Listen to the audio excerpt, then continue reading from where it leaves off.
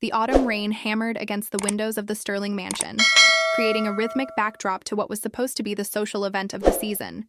Inside, crystal chandeliers cast warm light over expensive suits and designer dresses, while waiters glided through the crowd with champagne flutes balanced on silver trays.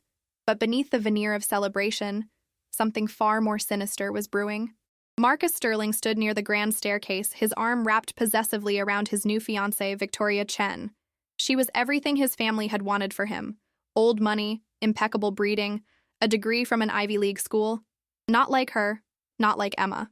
"I still can't believe you actually invited her," Victoria whispered, her red lips curling into a cruel smile. "Your mother is absolutely diabolical." Marcus chuckled, the sound lacking any real warmth. "Mother has her ways." She said Emma needs to see what she lost, what she could never have been. A final lesson in knowing one's place. What Marcus didn't know, what none of them knew, was that Emma Reeves had accepted the invitation for reasons that had nothing to do with reconciliation or nostalgia. She had her own plans, and they were about to unfold in spectacular fashion. Emma had met Marcus during her first year of graduate school. She'd been working 2 jobs to pay her tuition, waitressing at an upscale restaurant where Marcus and his business associates frequently dined. He'd been charming then, seemingly different from his wealthy peers. He'd pursued her relentlessly, flowers at her doorstep, handwritten notes, promises of a future that transcended their different backgrounds. "My family will love you," he'd assured her countless times. "They'll see what I see. Your brilliance, your kindness, your strength." He'd been wrong. Spectacularly, painfully wrong. The Sterling family had treated Emma like a temporary inconvenience from the moment Marcus brought her home. His mother, Patricia Sterling, had been the worst. Cold, calculating, and armed with barbs disguised as concern. "Marcus has a legacy to uphold," Patricia had said during their first private conversation. "The Sterling name means something in this city. We marry within our circle. Surely you understand?" Emma had tried. God, how she'd tried.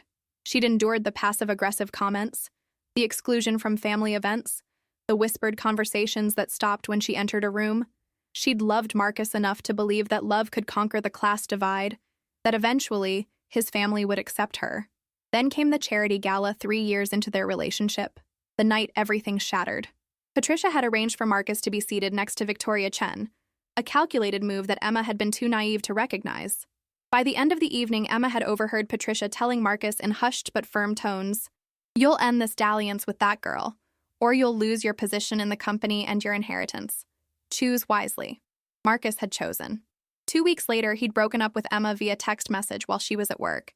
No explanation, no conversation, just a cold dismissal after 3 years together. What Marcus didn't know, what he couldn't have known because he'd blocked her number immediately after, was that Emma was pregnant. 6 weeks along with triplets, a fact she'd discovered just days after the breakup. Emma had disappeared from their shared social circles after that. She'd finished her graduate degree while pregnant, her growing belly hidden under loose clothes. She'd given birth to 3 beautiful boys, Noah, Ethan, and Liam, in a small hospital far from the Sterling family's sphere of influence. The years that followed were the hardest of her life, but also the most transformative.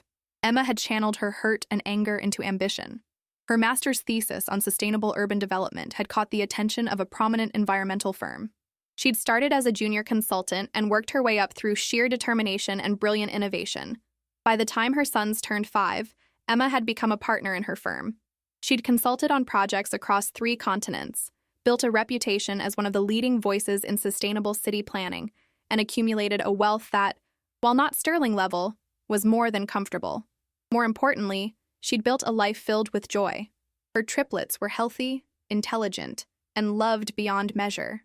She had genuine friends, professional respect, and the satisfaction of knowing she'd created her success on her own terms. So when the cream-colored invitation arrived at her doorstep, Marcus Sterling and Victoria Chen's engagement celebration, Emma had stared at it for a long time.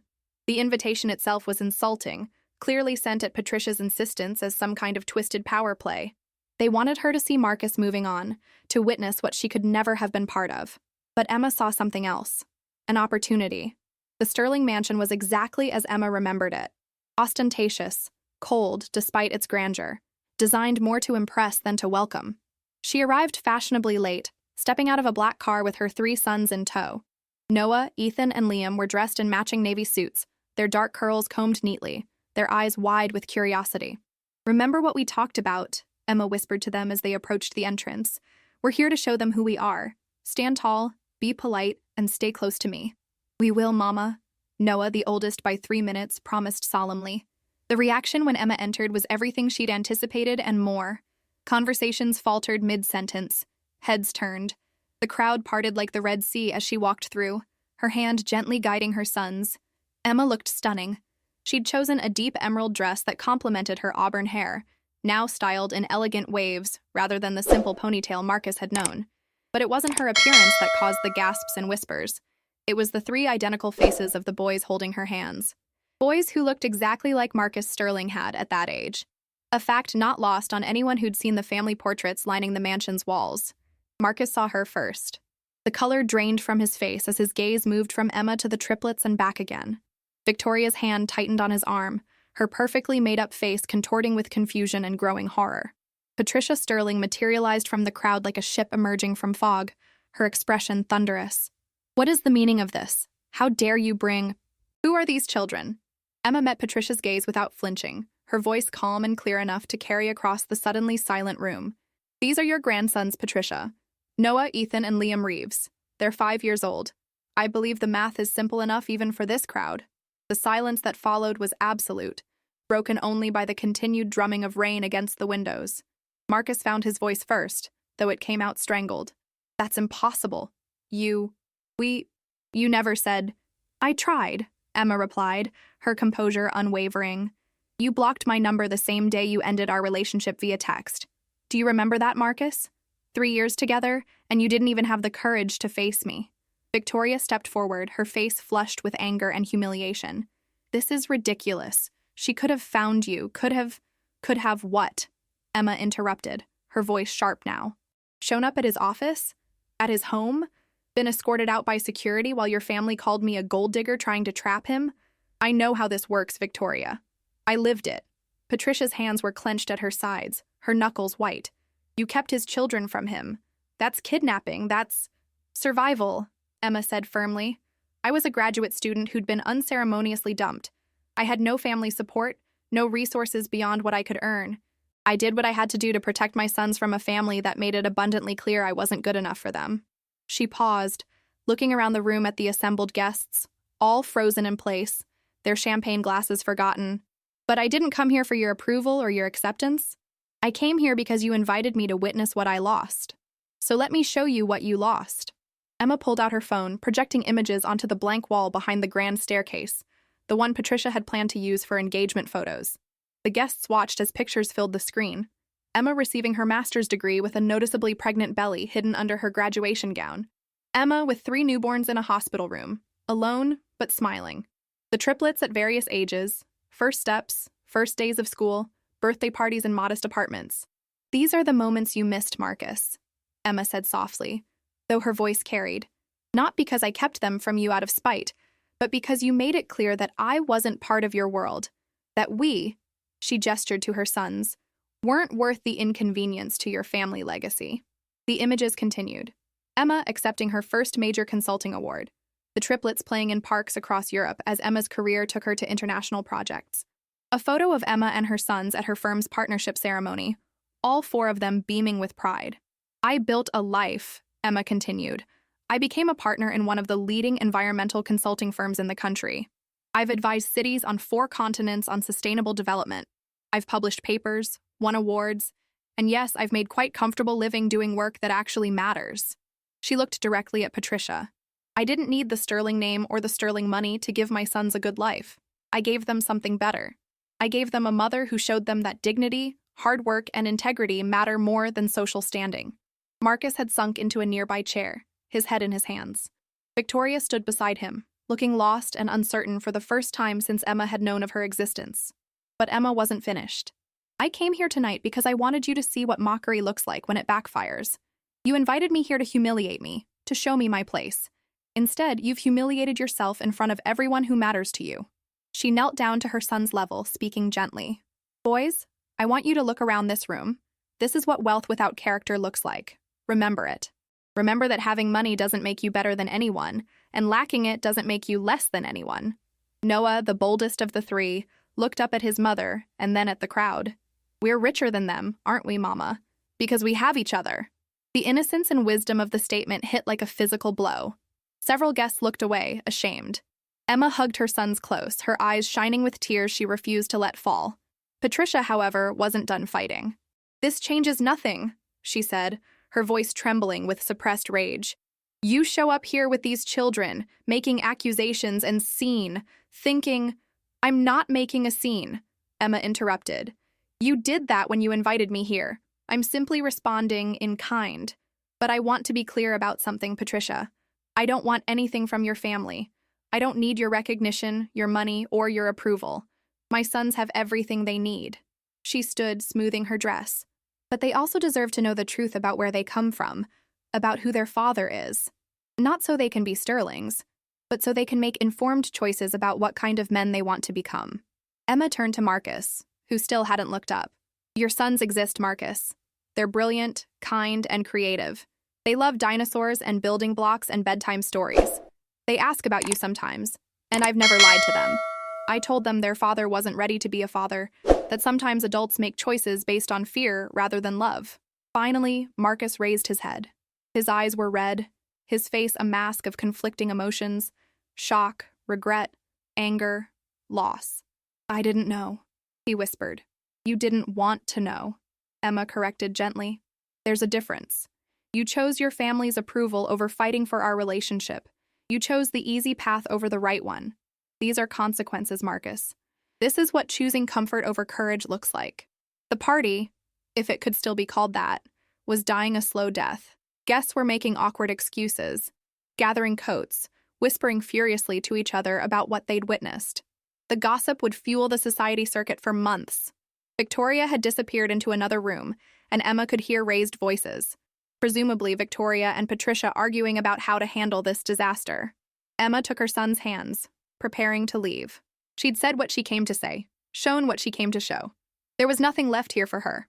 But Marcus stood, blocking her path. Up close, Emma could see the years had been less kind to him than they'd appeared from across the room. He looked tired, stressed, older than his 32 years. "Emma, he started, then stopped, seeming to realize how inadequate any words would be. "They're happy, Marcus," Emma said quietly, for his ears only. "They're loved and secure and confident. They don't need rescuing, and they don't need a father who shows up out of obligation or guilt." "But I want—" Marcus trailed off again. "What do you want?" Emma asked. "To be their father? To disrupt their lives so you can feel less guilty about your choices? To introduce them to a family that will judge them for being born on the wrong side of your social divide?" She shook her head.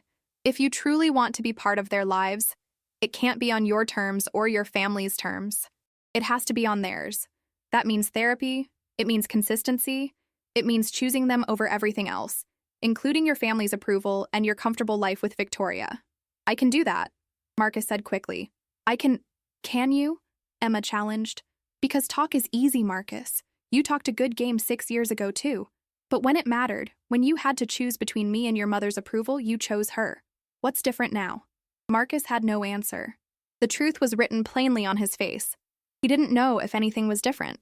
He was the same man who'd taken the easy path before, facing the same family pressures, the same fears of disappointing the people whose approval he'd spent his whole life seeking.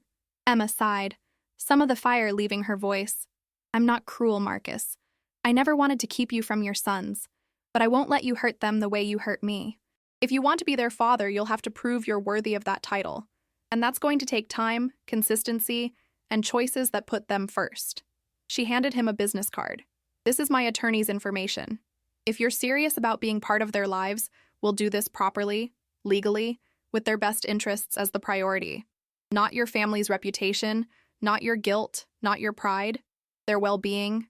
Can you accept that?" Marcus took the card with trembling fingers, nodding slowly. "Good," Emma said. She called to her sons, who'd been quietly watching the exchange. "Say goodbye, boys. It's time to go home." "Goodbye," the triplets chorused, waving politely to the remaining guests and to Marcus, who looked at them with naked longing and regret. As Emma and her sons walked toward the exit, Patricia appeared one final time, her composure cracked but not completely shattered. "This isn't over," she hissed. Emma paused, looking back at the woman who had made her life miserable years ago. But instead of anger, Emma felt only pity. You're right, Emma agreed. It's not over. But it's no longer your story to control, Patricia. It never was. You destroyed what your son and I had, and now you'll have to live with the consequences. Those boys are your grandchildren, whether you accept them or not, whether you approve of me or not. You can choose to be part of their lives with grace and humility, or you can continue to be the villain in this story. Either way, we'll be fine. She smiled then, genuine and free. We've always been fine without you. The rain had slowed to a drizzle as Emma and the triplets made their way to the car. Inside the vehicle, safe from the prying eyes and whispered judgments, Emma finally allowed herself to breathe. Mama, why was everyone so quiet? Ethan asked from the back seat. Emma turned to look at her 3 beautiful boys, their faces curious and innocent, unburdened by the weight of the Sterling legacy or the drama of adult mistakes. Because sometimes, sweetheart, people are confronted with truths they've tried to ignore. It makes them uncomfortable. Was that man our father? Liam asked, his voice small. Emma had always been honest with them, age-appropriately, but honestly. Yes, baby, that was your father. He looked sad, Noah observed. He probably is sad, Emma agreed. He missed a lot, and now he realizes what he missed. Will we see him again? Ethan asked. Maybe, Emma said carefully, if he's ready to be a proper father. But even if we don't, you 3 have everything you need. You have me, and you have each other. And you have a whole world of people who love you exactly as you are. We don't need fancy houses, Noah declared with the certainty of a 5-year-old. No, we don't, Emma agreed, her heart swelling with love and pride. As the car pulled away from the Sterling mansion, Emma looked back one final time. Through the windows, she could see figures moving, shadows of people trying to make sense of what had just happened, trying to salvage what remained of their perfect evening and their carefully constructed illusions. Emma had come seeking not revenge, but recognition. Not of her worth. She knew her worth, but recognition from the Sterlings of what their choices had cost them. She'd wanted them to see that she hadn't withered away in their absence, hadn't been diminished by their rejection. Instead, she'd flourished. She'd built an empire of her own making, raised 3 incredible human beings, and carved out a life of meaning and purpose that no amount of Sterling money or approval could have bought. The mockery they'd intended had indeed been destroyed, but not in the way they'd imagined. They'd meant to mock her presumption, her audacity in thinking she could belong in their world. Instead, they'd mocked themselves, their superficiality, their cruelty, their inability to recognize value in anything that didn't come with the right pedigree or price tag. As the city lights blurred past the car windows, Emma felt a weight she hadn't realized she'd been carrying finally lift from her shoulders. For 6 years, she'd carried the secret of her son's paternity, borne the burden of that knowledge alone. Part of her had always wondered if she'd done the right thing, if she should have tried harder to reach Marcus, to force him to acknowledge his responsibility. But seeing him tonight, seeing the Sterling family in all their dysfunctional glory, Emma knew with absolute certainty that she'd protected her sons from something toxic. They'd grown up without the Sterling name, but they'd grown up free. Free from the expectations, the judgments, the conditional love that came with being part of that world. Her phone buzzed with incoming messages. News of the night's events was already spreading. Some messages were from colleagues expressing shock and support. Others were from acquaintances from her past with Marcus, people who'd witnessed her treatment at the Sterling family's hands years ago. The tone was universal. Satisfaction at seeing the mighty brought low, vindication for Emma's quiet dignity. But Emma didn't feel triumphant. She felt tired, relieved, and ready to close this chapter definitively. Mama, can we get ice cream? Liam asked, his mind already moving past the evening's drama to more important matters. Emma laughed, the sound genuine and light. At 9 o'clock at night? What kind of mother would I be? The best kind, all 3 boys chorused, and Emma's heart melted. Fine, she conceded. Ice cream it is. We're celebrating. Celebrating what? Noah asked. Emma thought about it. What were they celebrating? The destruction of the Sterling family's carefully maintained image? Marcus's shocked face when he realized what he'd lost? Patricia's fury at being outmaneuvered? No, none of that mattered. We're celebrating us, Emma said finally. We're celebrating being exactly who we are, without apology or shame. We're celebrating the family we've built together, the life we've created. We're celebrating truth. And ice cream, Ethan added pragmatically. And ice cream, Emma agreed, laughing. The car pulled up to their favorite late-night dessert shop, a family-run place that knew them by name and always saved the corner booth for them. As Emma watched her sons debate flavor combinations with the earnestness of Supreme Court justices deliberating constitutional law, she felt a profound sense of peace. The Sterling family had invited her to mock her, to remind her of her place, to demonstrate what she'd never be good enough to attain. Instead, they'd given her something far more valuable: closure. They'd proven, beyond any doubt, that she'd made the right choice in building a life separate from their toxic influence. And more than that, they'd given Emma the satisfaction of knowing that sometimes the best revenge isn't revenge at all. It's living well. It's building a life so full of genuine love, achievement, and purpose that the opinions of those who once rejected you become nothing more than background noise. Emma's phone buzzed again. This time, it was from her attorney, who'd apparently already heard about the evening's events through the rapid-fire gossip network. "Whatever you need, I'm here," the message read. "And for what it's worth, from what I'm hearing, you handled that with remarkable grace." Grace. Emma liked that word. She had shown grace even when the Sterling family had shown her none. She'd told her truth without cruelty, presented her reality without vindictiveness. She'd simply held up a mirror and let them see the reflection of their own choices. What they did with that reflection was their problem now, not hers. The next day dawned clear and bright, the previous night's rain having washed the city clean. Emma woke to the sound of her sons playing in the living room, their laughter a better alarm clock than any device. Her phone showed dozens of missed calls and messages. 3 were from Marcus, 2 from his attorney, and 1, surprisingly, from Victoria. Emma ignored them all and made pancakes instead, letting her sons help measure ingredients and flip the rounds of batter. This was real. This was what mattered. Not the drama of the Sterling family, not the social fallout, not the inevitable legal discussions about custody and visitation. This morning, with flour on the kitchen counter and syrup-sticky fingers, this was her truth. This was her victory. The triplets she'd once feared she couldn't raise alone were thriving, brilliant, kind souls who knew they were loved unconditionally. The career she'd built from nothing had given them stability and opened their world to possibilities the Sterling family's money couldn't have bought. Genuine achievement, real respect, authentic purpose. Emma had shown up at that party with triplets and destroyed everything the Sterling family thought they knew about power, worth, and legacy. But more importantly, she'd shown herself, and her sons, that dignity and truth were weapons more powerful than any amount of inherited wealth or social standing. As the boys ate their pancakes and planned their day at the park, Emma finally checked one message. It was from Marcus, time-stamped at 3 in the morning. "You were right about everything. I'm sorry. Not just for last night, but for all of it. I don't deserve forgiveness, but I want to try to deserve them. Tell me what I need to do." Emma read it twice, then set her phone down.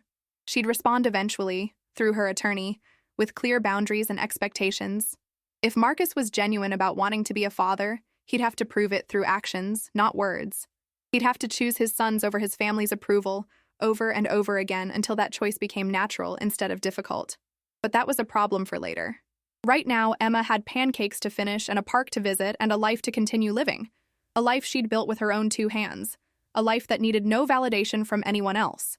The Sterling family had tried to destroy her with mockery. Instead, she'd shown them the truth. That some things, love, integrity, purpose, couldn't be destroyed by people who'd never understood their value in the first place. And that, Emma thought as she watched her sons laugh over their breakfast, was the best ending she could have hoped for. The uninvited truth had indeed destroyed everything, but only the illusions that needed destroying. What remained was real, solid, and unshakably hers.